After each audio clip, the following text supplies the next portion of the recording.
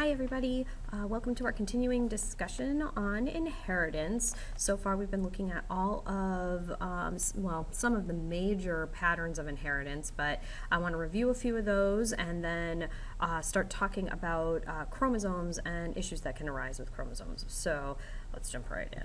So these are where we get into some of the non-Mendelian genetic ideas, and this is going to be quick because we've talked about a lot of these already, and you guys have experienced some of these problems as we've gone through. So first and foremost, we know about incomplete dominance. We know that that is an issue where both alleles are inherited equally, if you will. So if you're heterozygous, you're going to express both of these. So something like the flowers in the last one, blood types, where you have the AB blood type group, those are ways in which we can inherit differently than just your regular old dominant recessiveness. Okay. So here's our blood typing, and we've mentioned that, and just so you have the diagram there of what the actual types are, what the gene is, okay, and the fact that it is a protein on the outside of your red blood cell. So something we haven't mentioned much is the idea of pleiotropy. Pleiotropy is when you have a single gene, so one gene, and it affects multiple traits, okay? Example of this would be albinism, okay? So we have one gene, okay, for basically has to do with your pigment, okay? Do you create the pigment melanin?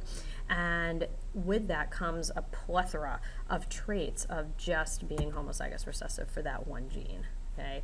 And there's some examples right there. So these are individuals that don't have any pigment whatsoever.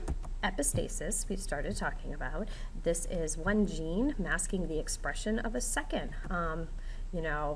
Best example that we've talked about are black labs, and these are ones that, you've got the gene for fur color, but you also have a gene that determines whether or not pigment's there. And this gives us, even though it's kind of like a dihybrid expression, you get weird phenotype ratios because you're really only discussing one phenotype, okay? So we solve it like it's dihybrid, okay, as we saw in the example on epistasis, and we have our black labs as our example, okay? So we know black labs, they're dominant for both traits, okay? Yellow labs, okay, they don't have, they're homozygous recessive for the pigment gene, okay? So they could be black fur or they could have brown fur, but because they're homozygous recessive for that second gene, okay, they don't have any pigment, so they're yellow. And our lovely, less frequent chocolate lab, and that's where they have to be homozygous recessive for the coat color, but they must have that pigment gene there. So these guys up here, they can be that, or whatever letters you choose. Now, sometimes we don't have such predictable patterns for our traits. We can't put it in this pretty Punnett square and have it come out often. Mendel, he laid the foundation, but honestly, he saw a lot of things that he couldn't explain because he didn't know about DNA, we didn't know about chromosomes, and so we kind of, swept it under the carpet and only tried to find an explanation for what he could, make sense of. So since then, we found a lot of ways that genes are expressed that don't fit that pretty mold of Mendelian genetics. And some of these patterns aren't quite as, easy to see. So it can have to do with how are they expressed, how often they're expressed. We can have things that are polygenic. This is many, right? Many genes, okay, contributing to one trait. Eye color, hair color, okay, height. So you've got the one trait or the one phenotype, but many genes influence this. We have things like multiple alleles and blood typing, epigenetics, okay, we've been talking about that, we've mentioned that, how the environment plays a role in actually altering our genes by either methylating or acetylating the DNA or the histone complexes. Okay. So things like continuous variation, this is where we can see either an additive effect or environmental effects on the actual gene expression. Again, epigenetics slowly beginning to work its way in as we find out more about it. Okay, so things like eye color, see how there's a progression of color. You have something where we have true blue, you know, when you have true blue eyes, that's the result of a recessive gene that sort of acts, you know, that doesn't put any pigment in your iris. But if you do have the pigment, you can have varying degrees of that color. Right? And when we actually look at these, we can find that it creates this sort of bell-shaped curve for the amount of colors that we can have. Height can do this too, and I'm going to show you that right now. You know, and we get this for the trait in those individuals. This is actually shown in your textbook. Okay, so you get a ton of people and you put them in and range them by height. And so look at that. Okay, look at this curve. Okay, we can see, you know, you've got your extremes on either end and you have the majorities falling midway. All right, so our autosomes versus our sex chromosomes, and some of this will be familiar to you too. Okay, autosomes, once we look at a karyotype, which is where we lay out our chromosomes from chromosome 1 all the way down to 22, we have this pair known as the sex pair. And everything up through 22 are our autosomes. Pair 23 is our sex chromosomes. And that is, so here, pair 23, for us. It's usually set as the last pair in most organisms, but for us it's pair 23. 1 through 22, you can't tell the difference whether it's a boy or girl. We all have those same chromosomes, and that's why we call them our autosomes. Sex chromosomes, though, that does matter. And we've seen this in the example that we gave, okay? So the sex chromosomes, most mammals are XY, okay? We have a very long chromosome, so they called it X, and another little short, two very different chromosomes carrying different genes. They are non-homologous. However, this is kind of cool. Birds, they're reversed, okay? Meaning we call them ZW, we just gave them different letters. And for birds, right, well, let's just go back. So for mammals, right, girls are XX, boys are XY, right? In birds, ZZ is male, ZW is female. So it's the females in birds that are have the non-homologous pair. In males, they are the ones with the homologous pair. So that's something to keep in mind. Birds are actually the flip-flop here. And it is, you know, this pair that determines your sex, and specifically, it's one gene called the SRY gene on the Y chromosome that gets turned on very particularly at a very particular time that is going to, you know, send a boy down that pathway, okay? And the result of getting the X or the Y is all about chance. It's just like what we did when we were talking about all the other traits, right? Because if I have a chromosome, if I have a girl, right, here's her pair. Well, when her pair separates in meiosis, one gamete's going to have an X in it. The other one would have an X in it. For a guy making sperm, he either has an X or he has the Y in it when they separate. So if, you know, this sperm with the X matches up with the egg, you're going to get a girl. If the sperm with the Y matches up with the X in the egg, you're going to get a boy. And there's that SRY gene I mentioned. That's the sex-determining region of the Y chromosome. Very particular gene. Boys, that got turned on once when you were inside mom. It was turned on at a very particular moment in time, and voila, there you are. All right, so how do we inherit X-linked genes? Well, just as they said, they're X-linked, which means they're found on the X chromosome. So again, if you felt like you got the pen cast, you know, bust right through this. Examples, red-green color blindness, okay? If you can see the number in there, okay, chances are you're not colorblind, okay? So take a minute back. Can you see the number that's in there, okay? Or that number that's in there. These are some of the tests they actually do to help determine whether or not you actually have red-green color blindness. Hemophilia, another textbook example, okay? Both of these are recessive. Okay, so dominant recessive inheritance pattern, but factor is that they're on the X chromosome, so that makes things a little bit different, okay? Or I would tell you. Now, why is that there? Because these are your 3 rules. How do you know you're dealing with an X-linked trait? How do you know that gene is found on the X chromosome?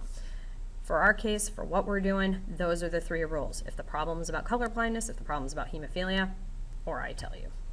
So we know that X and Y are non-homologous. So there are differences in the genes that there are there. So if you're a boy and we're talking about chromosomes only, you know, or genes only on the X chromosome, okay? That's the only place they're going to be. So you only have one of those. Whereas girls, we have two, okay? Hey, there it is. This is a scanning electron micrograph of the chromosomes, obviously very condensed, okay? And here's your X, very, very long. There's your Y doubled, okay? So tiny, tiny little chromosome. It's a little bit different in the layout, just again, reinforcing the fact that these are not the same. So refer to your practice problems if you want to go back and do some more with these, okay? So we've practiced these, but just giving you kind of the rundown. So lastly, let's talk a little bit about some abnormalities that can occur with a chromosome. Chromosome number abnormalities, so things like aneuploidy, okay? This is because of one more or one less chromosome, and this is usually caused by non-disjunction, which we talked about in meiosis, when a chromosome partnership, you know, when they're duplicated in chromatids, when they don't separate, so that the resulting gamete doesn't have one of every chromosome in one pair, it actually would have two. Okay, so again, here's just our reminder of what non-disjunction is. During the first division, okay, you get a non-separation of the chromosome pair, and as you can see here, we have gametes that have more than they're supposed to have. Textbook example, Down syndrome. This is what we call trisomy 21, or the translocation of chromosome 14 and 21, meaning chromosome 14 actually jumps places. Edwards syndrome is another trisomy. Patau syndrome is another trisomy, but in this case, Edwards is chromosome 18 having 3. Patau is chromosome 13.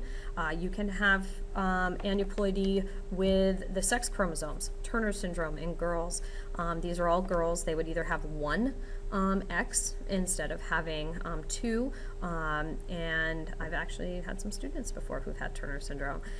You can have triple X syndrome, where a girl has 3 X's. And then Klinefelter syndrome, these are boys. They have multiple X's and a Y, or multiple Y's and an X, and they're always boys because of having that Y chromosome. So here you go. Here would be an example of Edwards. It's a trisomy 13. Okay, so here it is right there. And you can find that out just by karyotyping and actually counting the chromosomes. Then we have things like polyploidy, where you can have 3 or more actual sets of chromosomes. So instead of being diploid, there's triploid, quadruploid, and this happens a lot in plants. We don't really see this too often in animals. So example, like we said about strawberries are octoploid. All right, so the structure of the chromosome can sometimes be not correct, and this could be that there's a spontaneous, just funky change in the DNA and the way that it's arranged. So here are just a couple of things. Duplication, we either get the DNA repeated 2 or more times. So there's an example. Here's sections of the chromosome, and it's literally going to be duplicated. So DE gets duplicated again, DE. These are usually issues that arise during the S phase, when the DNA is replicating. Deletion, think about what the word means, actually losing a chunk.